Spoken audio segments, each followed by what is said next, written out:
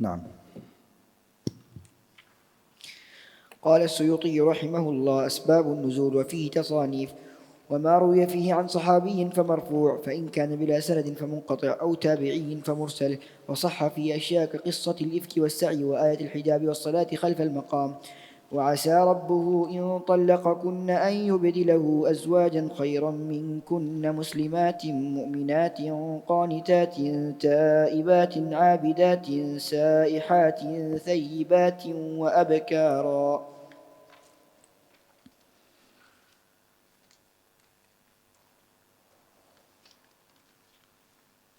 Why did you not say ayah?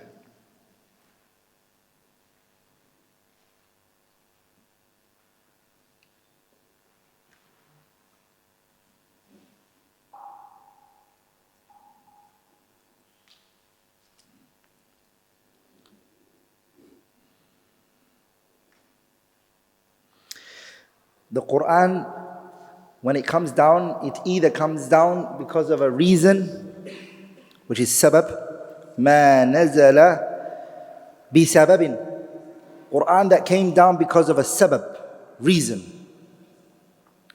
And the Qur'an, the second type is ما نزل بغير سبب, that which came down with no reason.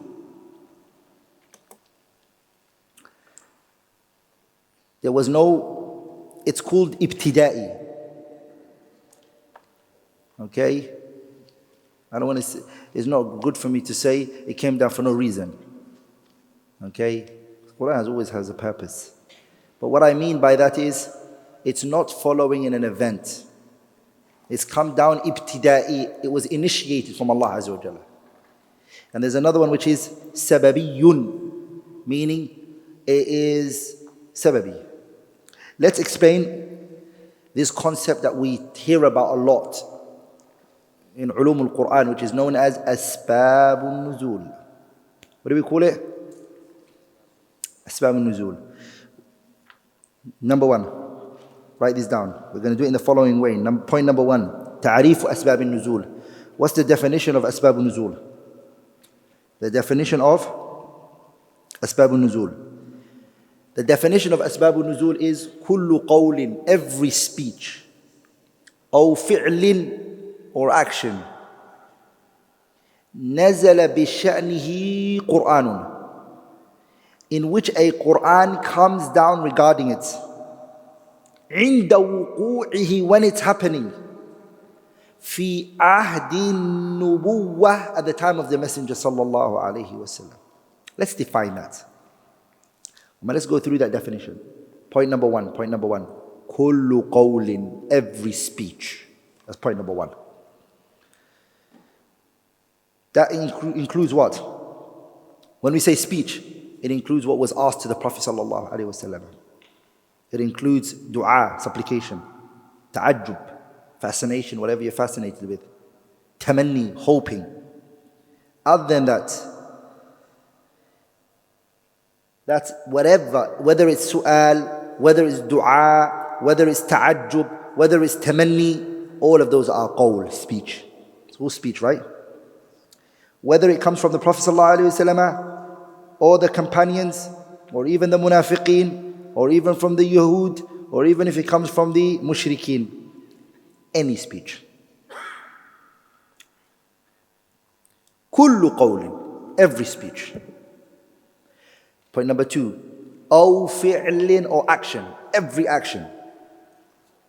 Whether it's ibadat, whether it's ibadah, whether it's aada, norms, whether it's a mu'amala, transaction, whether it's in a journey, whether it's in a state of residency, whether it's in a time of peace, whether it's in a time of war, as long as this is a what? It's an action.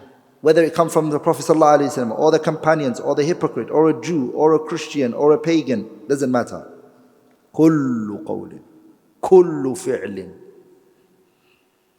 Nazala, it comes down. Nazala means what? It comes down.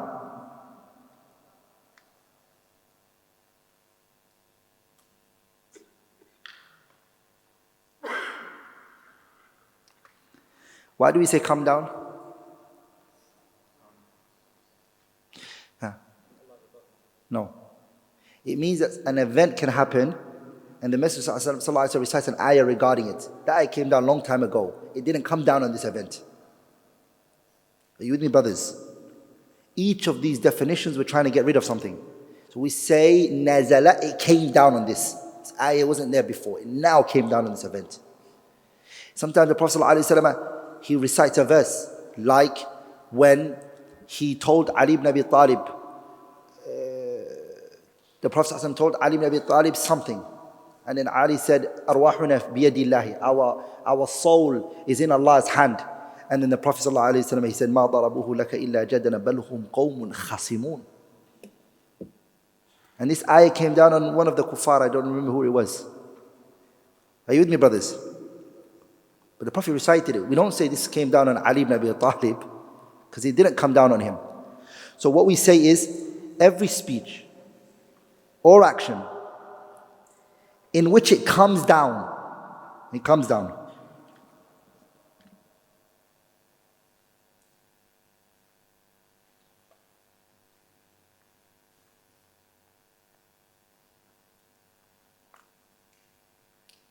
Sorry, the Prophet ﷺ recited the ayah, وَكَانَ الْإِنسَانُ أَكْثَرَ شَيْءٍ جَدَلًا. Sorry. Ali, the Prophet ﷺ recited against Ali, وَكَانَ الْإِنسَانُ أَكْثَرَ شَيْءٍ جَدَلًا. That's what he recited. Good. Point number 4. Point number 4, right? So, every speech, action, nazala, it comes down, bisha'nihi, regarding that person's affairs, because of that person. Meaning there's a relationship between this person and the coming down of the verse. In this person's affairs. Good. That's point number 4, right? Point number 5 is Qur'ānun. Qur'an comes down. The reason why we say Qur'an, it can be a whole surah, it can be an ayah, it can be, that's what we're saying Qur'an, we're leaving it general. Some scholars, they say ayah. No, it's not ayah. A whole surah can come down on this person if he wants. A whole chapter can come down on this person. It doesn't matter. It's Qur'an, as long as it's Qur'an. Whether it's surah or whether it's it doesn't matter. Are you with me?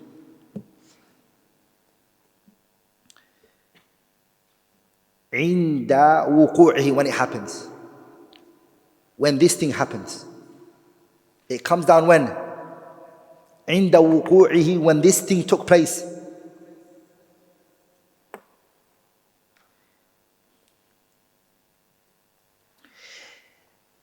Now we know the definition of Asbab al-Nuzul. صح? Do we all have an understanding of the concept of Asbab al-Nuzul? Now I want to go into al-arkan التي تعرف بها أسباب النزول, the pillars in which the Asbab al-Nuzul is known with. Pillars. It stands on. Asbab al-Nuzul stands on 4 pillars. Number 1, الحدث جديد فلا بد من تصور أمر جديد قد وقع سواء كان قولا أو فعلا. The event has to be new. This thing has to have happened now, new, something that hasn't happened before.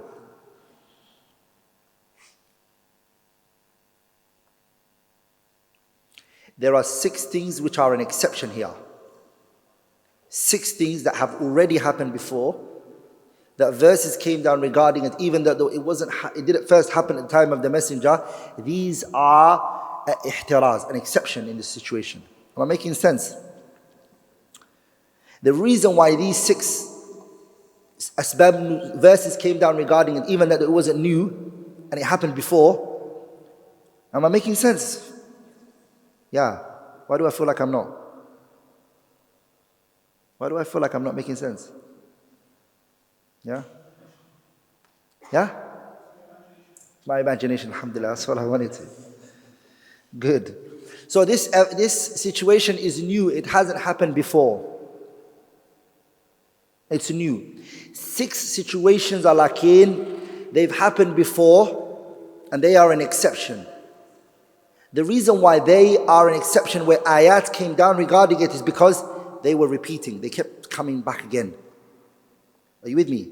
They kept repeating, so then verses had to come down regarding it. The first one is الطواف بين الصفا والمروة.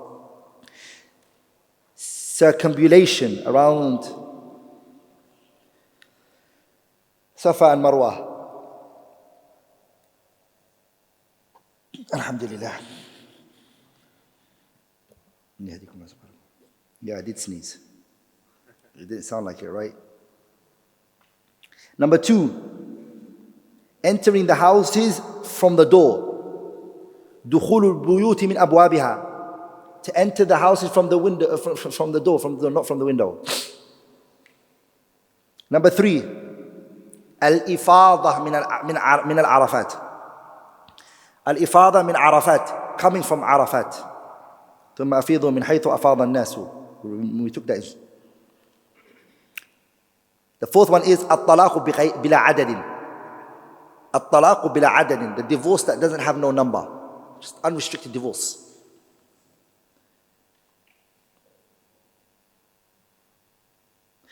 The 5th one is Imra'atul Abi, the mother, the relationship between the son and his mother, his father's wife. That's not his mother. Your dad's wife, that's not your mother. If you want to call it stepmother, you can. The woman that your father marries. The Arabs, they used to inherit that woman. The son would marry his father's wife after his father dies, and he would inherit the wealth and that woman as well. She was part of their inheritance. And number 6 is at-tawaf bil-bayt urah, doing tawaf around the Kaaba naked. These things, they kept repeating, and they were reoccurring.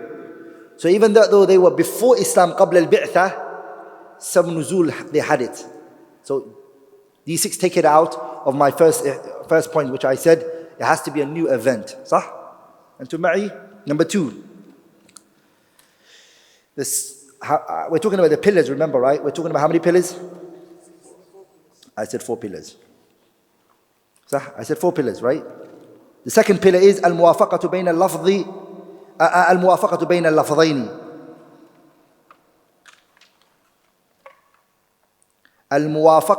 اللفظين.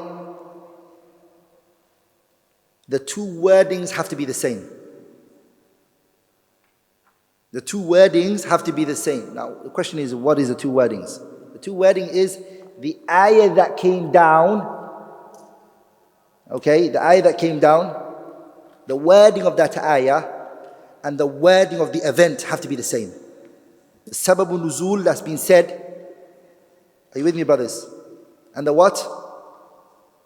Like Umar radiallahu anhu said, Ya Rasulullah, why don't you place hijab on your wives? Hijab. Jilbab, he said that. The ayah came down, Ya Nabi quli abtizwajika wa banatik wa nisa'il yudnina alayhinna min jalabibihinna. The ayah correlates with the wording of the event and what was happening. Are we all together? We're going to go in great details. The wording, bas. The wording. We're going to go in ihtirazat, many ihtirazat. Number 3, the 3rd pillar.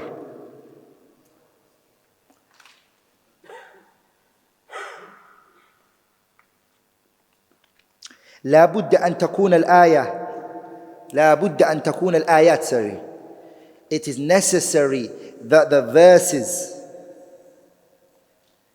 من موضوعها وخطابها غير مخالف للسبب في أصله وخطابه. The gist and the meaning. Are we all together? And the concept that's in that ayah should not oppose the gist and the meaning in the sabab, the event that's taking place. في أصله وخطابه. We'll take many examples, inshallah ta'ala. If we can do it today, good. If not, we'll do that tomorrow. Number 4th is mura'atu tarihi, observing the time, the history, the date, the event happened. Mura'atu tarihi bayna sababi wal nuzuli. the timing, mura'at al-tarikh, you have to observe the time of the revelation and the what? And the verse. Because لا يتأخر عن النزول إلا لحكمة إلهية. فالسبب لا يتأخر عن النزول.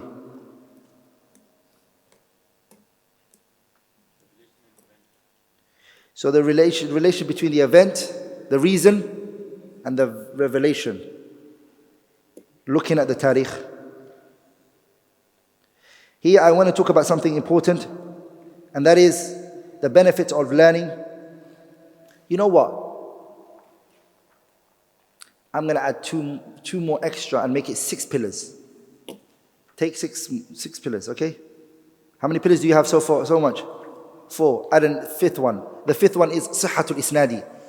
The sabab nuzul that you're transmitting, it has to be authentic. Okay? Sihhatul Isnadi. When the Sahabi is saying this, it has to be authentically attributed to it. And number 6 is Sarahatul Lafzi. The wording has to be direct. Okay, pay attention here, yeah? The Asbab al-Nuzul is either Sarih or it's Muhtamil. Muhtamal. Am I making sense? Sarih غير صريح. Direct. The way that this is Sabab al-Nuzul is direct. For instance, the Sahabi will say, حدث كذا, this thing happened, فأنزل الله, Allah sent down. Direct. It's clear. This happened, Allah sent a verse down. Are you with me? Or كان كذا وكذا, this and this was, فأنزل الله عز وجل كذا, then Allah sent this down. This is called صيغة صريحة, is direct. In Asbab al-Nuzul, very direct. The second one is called صيغة محتملة. It can take. It's like a Sahabi saying, نزلت هذه الآية, this verse came down في كذا, in this issue. This verse came down in this issue. That's not that clear. The reason it's not clear is because it could possibly be he's explaining the event. He's explaining what? The event. With a verse. And it's happened. Inshallah, you're going to see examples like that. What we want is this event happened and this verse came down regarding it. That's the clearest. Are you with me, brothers? The other one is it's a possibility. It could be and it could not be. Are we all together, brothers? Scholars, now that we've understood those 6 pillars, I want to mention the books that you could learn more about Asbab al-Nuzul. I'm going to mention 3 books for you. The first book is Asbab al-Nuzul by al-Wahidi. Wahidi has a kitab called Asbab al-Nuzul. It's good, buy it. There's another one called Lubab al-Nuqul fi ma'rifati Asbab al-Nuzul, written by Jalaluddin al-Suyuti himself. It's called Lubab al-Nuqul. Lubab al-Nuqul fi ma'rifati Asbab al-Nuzul. And last but not least, As-Sahih al-Musnad من أسباب النزول by Sheikh Muqbil ibn Hadi al-Wadi'i. It's called الصحيح المسند من أسباب النزول by Sheikh Muqbil ibn Hadi al-Wadi'i rahimahullah. Those 3 books are very good. Sheikh Muqbil actually worked hard to make it, find the authentic ones. Okay? It's good, it will benefit you a lot. And there are many, many, many more. And plus, if you look at the big books of hadith, big books of tafsīr, they generally mention what? They generally mention Asbab al-Nuzul. ولذلك الصحيح المسند من أسباب النزول مقبل. Pay attention here. If you go to the books of tafsir, generally speaking, Tafsir ibn Kathir, Tafsir ibn Jarir al-Tabari, Tafsir al-Qurtubi, and other books of tafsir, you generally find what? You generally find that they mention the sabab al-nuzul at the beginning of the surah. Generally they mention it at the beginning. ولذلك Zarkashi said, a powerful statement, it's good to write it inshallah ta'ala. And that is, which one should, in books of tafsir, which one should you mention first? Should you mention the sabab al-nuzul, or should you mention the munasabah between this surah and the surah before it? Are we all together, brothers? Surahs, they have munasabah, relationship between each other. Why this surah leads to this one. What's the last ayah in surah 2? Just to show you an example. What's the last ayah in surah 2? Surah al-Waqi'ah. فسبح باسم ربك العظيم. جميل. Surah al-Hadid, what does it start with? سبح لله. شوف. What was the last ayah in Surah al-Waqi'ah again? فسبح, صح? فسبح. Exalt your Lord. Surah al-Hadid started with what? سبح, the believers exalted Allah. Past tense. Surah al-Jum'ah came, يسبحوا, they are still exalting Allah Azza wa Jalla. Even though they did it in the past, they're still doing it. Do you see my point? The surah, they have alaqa with one another. Each surah, even though another surah comes after it, it's related to it. Am I making sense? So the scholars of tafsir, Zarkashi is mentioning here, they've discussed, is it better to talk about the relationship between the surahs, or is it best to first mention the sabab nuzul of this surah and then talk about it after?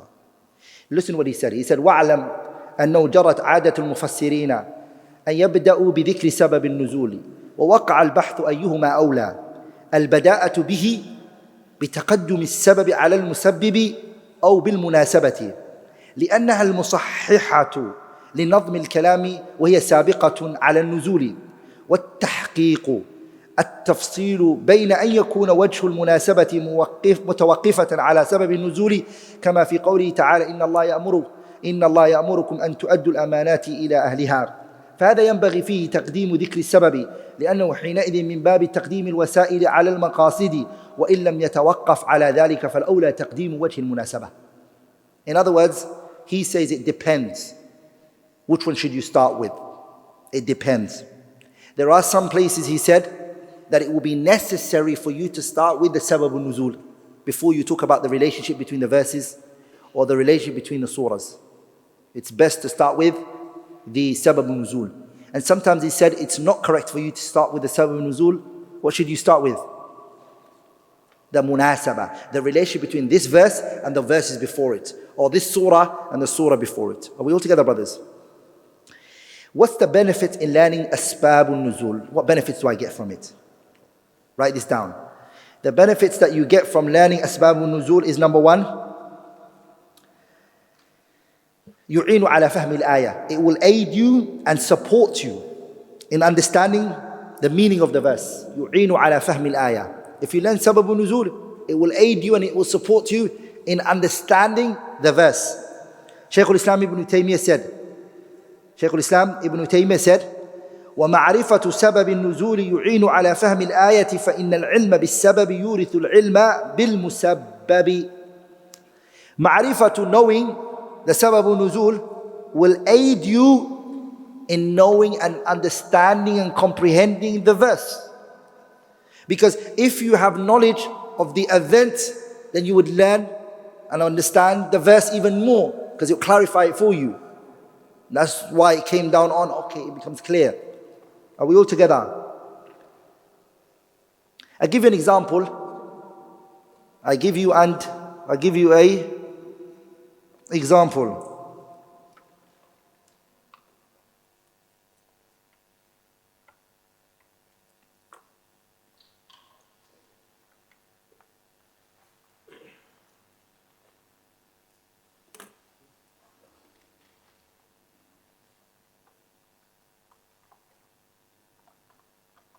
Huh? I forgot it. Let my brain go blank.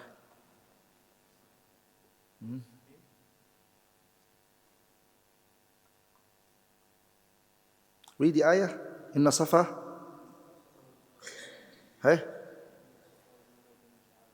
فمن حج البيت أم اعتمر فلا جناح عليه هذا هو جميل. This is it. إن الصفا والمروة من شعائر الله. Safa and Marwa is from the what? It's from the symbols of Islam. إن الصفا والمروة من شعائر الله فمن حج البيت أو اعتمر فلا جناح عليه. فلا جناح means what? There is no burden on him. فلا جناح عليه أن يطوف بهما. For him to do tawaf to it. فلا جناح means you can do it if you want, or if you want you can leave it. True or false? فلا جناح means there's no burden on you. You can do it if you want or you can leave it. Does that mean we're allowed to leave tawaf and the sa'i? Can we leave it? Are we allowed to leave the sa'i بين Safa wal Marwa? Why?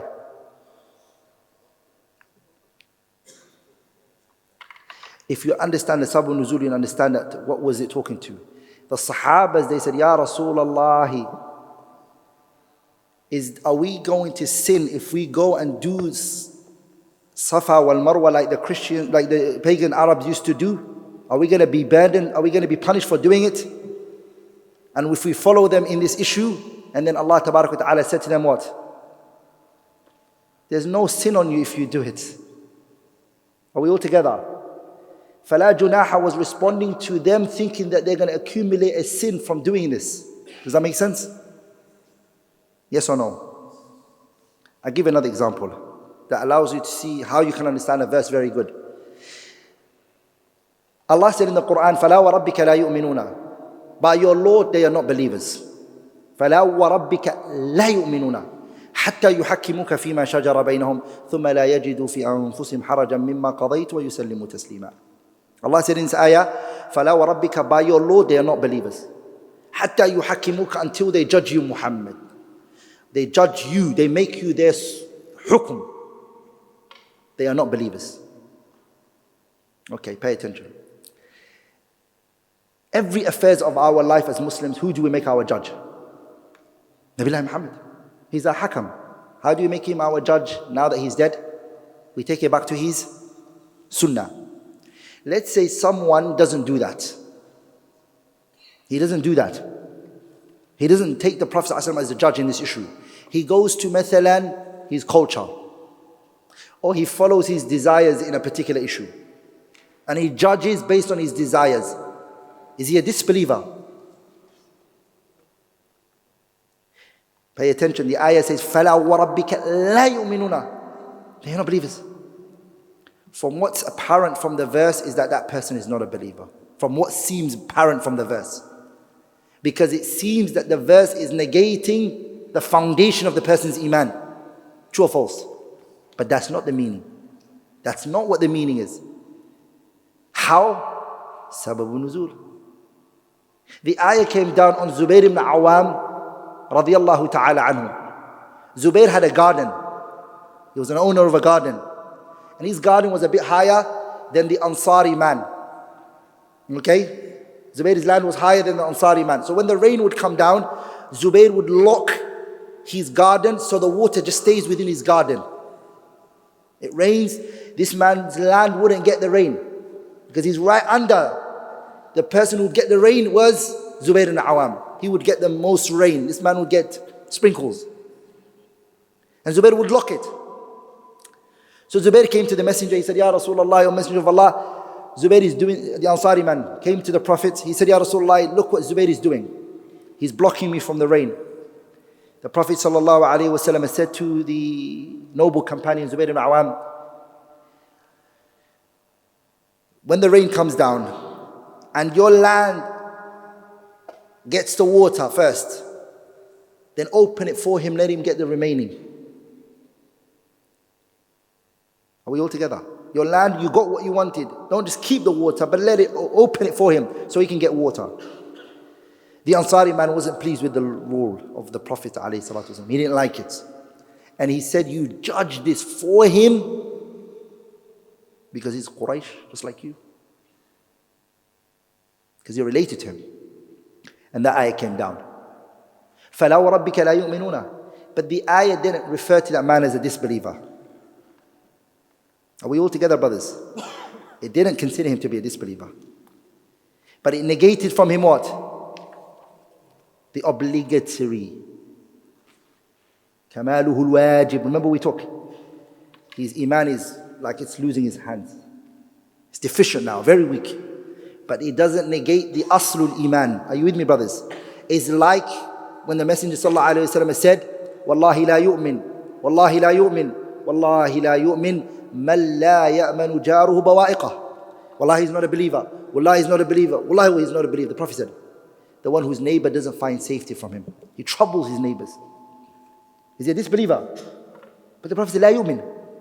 It's like the one, لا يؤمن أحدكم حتى يحب لأخيه ما يحبه لنفسه. The negating here is not aslul iman. It's kamaluhu al-wajib.